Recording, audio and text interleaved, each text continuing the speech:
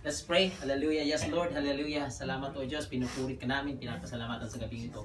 Minsan pa, O God, pinatunayan mo, O God, na kumikilos ka sa bawat isa sa amin, O God.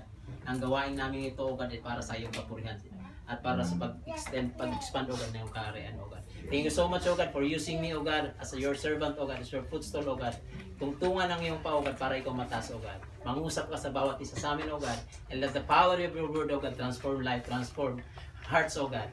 And let it bring, O God, hope in our lives. In Jesus' name we pray. Amen. Hallelujah. Hallelujah. So, simulan ko po yung preaching ko sa isang kwento. Merong mag-asawa, siguro may mga nakakaalam na itong lalaki, pero ayaw lang i-vulgar. May mag-asawa, matagal na silang nagtatalo. Kung sino daw talagang dapat magtimpla ng kape. So, siguro sa 5 years sila pag-aasawa, walang nakakasagot. Isang araw, nagbisita sila dun sa isang matured na rin na Christian, babae. Eh, syempre yung babae, malakas talaga pananampalataya niya. Talagang nagre-research. So, natanong ngayon, kumare, sino ba talaga dapat magtimpla ng kape? Eh, syempre naman, lalaki, di mo ba alam, sabi nung kumare. Eh, biblical ba yan? Oo, biblical yan. Anong libro? Isang verse. So, buksan natin ang ating mga Bible sa Hebrews. Hebrews. So, biblical po lalaki ang titimpla ng kape. Hebrews. Amen. So, sa Hebrews 10 verse 36, ang sabi nito, joke lang. Ito yung joke lang eh. Baka pag nagpatimpla ako sa iyo, Pastor Hebrew. So, kung panindigan niyo si Spirit, hallelujah. Sa Hebrews 10 verse 36, ang sabi dito, for you have need of endurance, so that after you have done the will of God, you may receive the promise. Sabihin nyo sa katabi nyo, promise. Promise. Amen, hallelujah. Ang pag-aaralan po natin ngayon ay promise ni Lord. Isa sa mga promise ni Lord is yung promise land. Balikan po natin yung Genesis 17 verse 7 to 8. Itong promise land na po ito yung pinangako ni Lord kay Abraham. So diyan sa Genesis 17 verse 7 to 8, ang sabi, and I will establish my covenant between me and thee and thy seed after thee in their generation for an everlasting covenant to be God unto thee and to thy seed after thee. And I will give unto thee and to thy seed after thee the land wherein thou art a stranger, all the land of Canaan for an everlasting possession, and I will be their God. So yun po yung promise land, yung binigay ni Abraham sa kanya, papunta dun sa generation niya. So ang theme ko ngayon is entering to our promised land. Ang title ko is Double P. Dalawa lang pagpipilian natin. Problem or promise. Amen. So saan tayo doon? Mamaya masasagot natin sa bawat sarili natin. Saan tayo nagdidwell? Sa problems or sa promise to God? Okay. So balikan po natin, ano ba talaga yung promised land ng ating mga buhay? Yung Israelites noon, they entered the physical promised land. Sina Caleb, sina Joshua, yung mga pamilya ni Caleb. So yun yung physical promised land. Tayo, alam naman natin sa mga natutunan nating preaching ni Pastor Ryan, we are the spiritual Israelites. Amin po ba tayo? Amin po ba tayo doon? Amen. Amen. So kung spiritual Israelites tayo, dapat meron tayong spiritual promised land. Amen. Spiritual promise land ng ating mga buhay. Ito yung buhay na wherein we are experiencing the realization, the fullness of God's promise of lives and the finished work of Jesus Christ. Amen. So dapat, kung nasa promise land tayo spiritually, dapat nag-i-enjoy tayo with Christ. Nag-i-enjoy tayo kung anong ginawa ni Lord para sa ating mga sarili. Amen. So ang dalawa po lang ang itatakal to, 2 major points. How to enter to your promised land. Ready na po ba kayo? Dalawa lang po ito. Amen.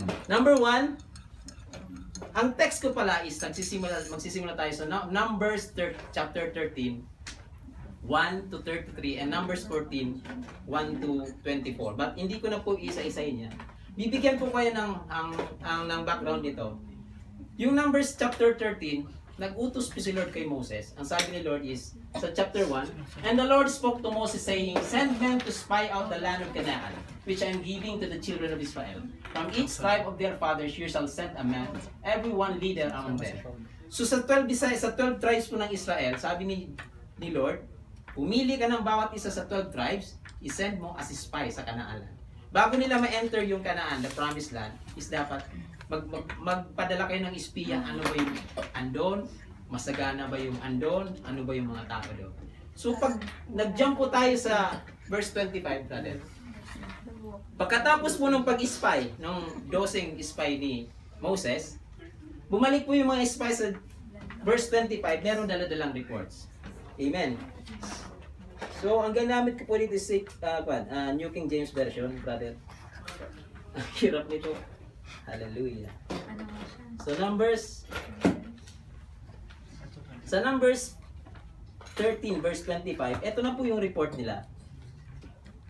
Ang sabi sa report nila, and they returned from spying out the land after 40 days. Now they departed and came back to Moses and Aaron and all the congregation of the children of Israel in the wilderness of Paran at Kadesh. They brought back word to them and all the congregation and showed them the fruit of the land. So may dadadala silang ebidensya po kung ano yung nandun sa Kanaan. Hallelujah. Sa verse 27 po, then they told him and said, we went to the land where you sent us. It truly flows with milk and honey, and this is its fruit. Amen. Sabihin nyo mga sa katabi nyo. Sa Tagalog kasi ang ganda nito. Ang sabi doon, mayaman ang lupaing aming napuntahan. Masagana sa lahat ng bagay. Sabihin nyo sa katabi nyo, ang promise ni Lord, mayaman, at masagana, sa lahat ng bagay. Sa lahat ng bagay. Amen. So yun yung promise ni Lord. Hindi nagpa-promise si Lord na basta-basta lang. Hallelujah.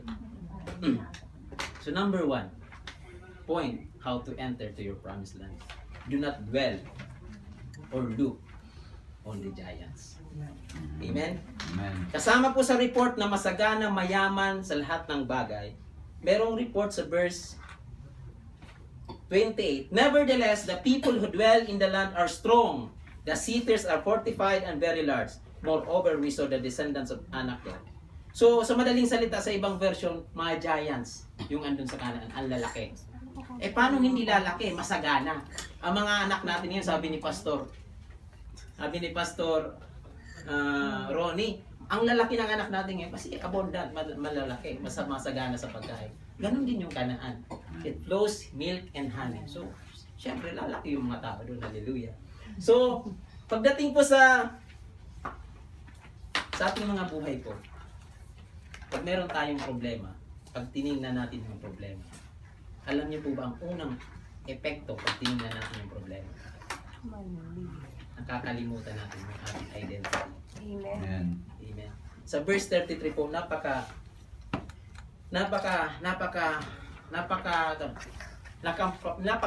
na po nung pagtingin ng mga Israelites nung narinig nila itong balita na ito. Ang sabi sa verse 33, there we saw the giants, the descendants of Anak came from the giants, and we were like grasshoppers in our own sight, and so we were in their sight. Tingnan nyo to.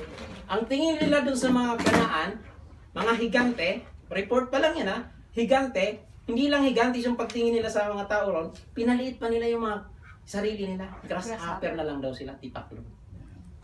Ganun po tayo, pag tumingin tayo sa problema, nakalimutan ang ating identity. Bakit po?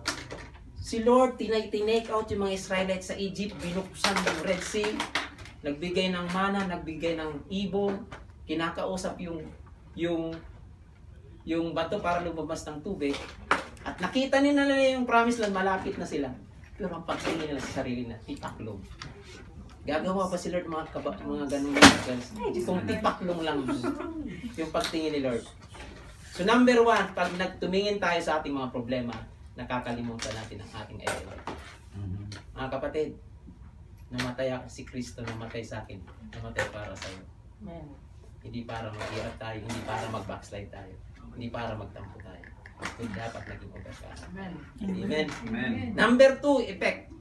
Pag tumingin tayo sa problema, when you look to the giants, problems of your lives, we began to fear, cry, weep all night. Sa Numbers 14 verse 1, pag-iikon nga brother. Nung narinig ng mga Israelites yung report na to, so all the congregation lifted up their voices and cried, and the people wept that night. Tingnan mo. Umiyak, di nakatulog, report pa lang. Di pa nila nakita yung mga giant, report pa lang. Chismis pa lang. Iyak na tayo. So ganun po yun. Grabe po pag tumingin tayo sa problema. Pangatlong epekto pag tumingin tayo sa problema, we will begin complaining, backsliding, blaming God, blaming others. Kasi ikaw, kung hindi mo lang na ginawa, kung kailan ako naging born again, saka dumami yung problema. Alam niyo po, sa verse, tingnan niyo po dito. Sa verse 3, ang sabi dito, Numbers 14, sabi ng mga Israelite, why has the Lord brought us to this land to fall by the sword, that our wives and children should become victims? Would it not be better for us to return to Egypt? So that they said to one another, let us select leader and return to Egypt. Very critical sitwasyon po ito. Malapit na sila sa promised land, gusto pang bumalik sa Egypt. Ano yung Egypt ng mga buhay natin? Yung dating slavery of sin. Minsan, konti lang na problema, gusto nang mag-backslide. Tatampo na sa Diyos. As if, na pagbalik ng mga Israelites sa Egypt, bubuksan ulit ni God yung Red Sea. Para makabalik sila. Yun po, yung epekto pag tumingin tayo sa problema. Last pong epekto na pag tumingin tayo sa problema is we will be hopeless. So yung parang na tayo, parang wala nang pag-asa. Hallelujah. Puntaan po natin yung Psalms 34 verse 4 to 5.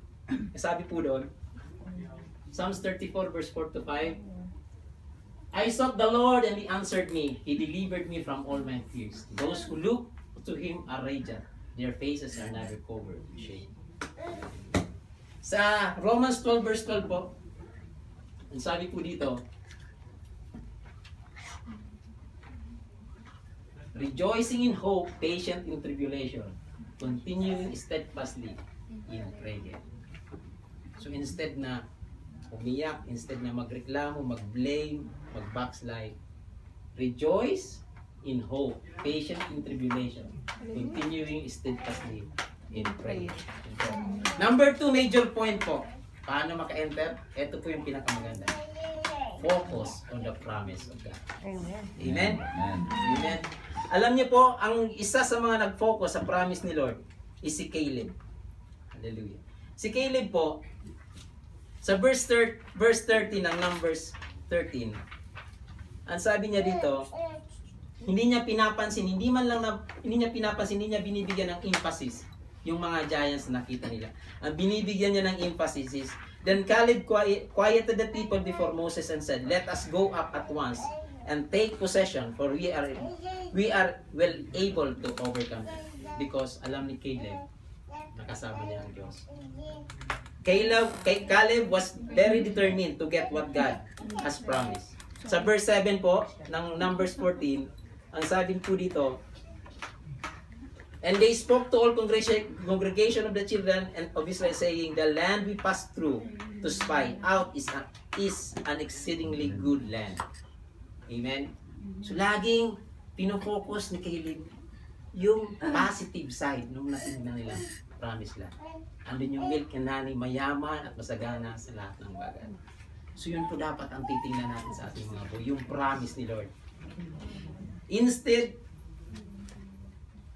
Instead of fearing, crying, complaining, backsliding, blaming God, rebellion to God, puntahan niyo po yung 7 verse 9. Sabi na po sa verse 8, sabi ni Caleb, if the Lord delights in us, then He will bring us into this land and give it to us, a land which flows with milk and honey. Verse 9, only do not rebel against the Lord, nor fear the people of the land, for they are our bread. Their protection has departed from them, and the Lord is with us. Do not fear them. So, isa-isahin ko po, ang una dapat malugod sa atin ang Diyos. If God delights us. Number 2, do not rebel. Huwag po tayo mag-rebel sa Diyos. Kawawa tayo. Pangatlo, do not fear. Amen? So pag yun po, yung tinignan natin yung promise, ito po yung magiging epekto nito. Lahat din positive. Amen? Dwelling and looking on the giants and its products. Example, fear, complaining, rebelling will not lead you to enter or to acquire or to receive God's promise. Sa verse 22 to 24, Numbers, verse 22 to 24,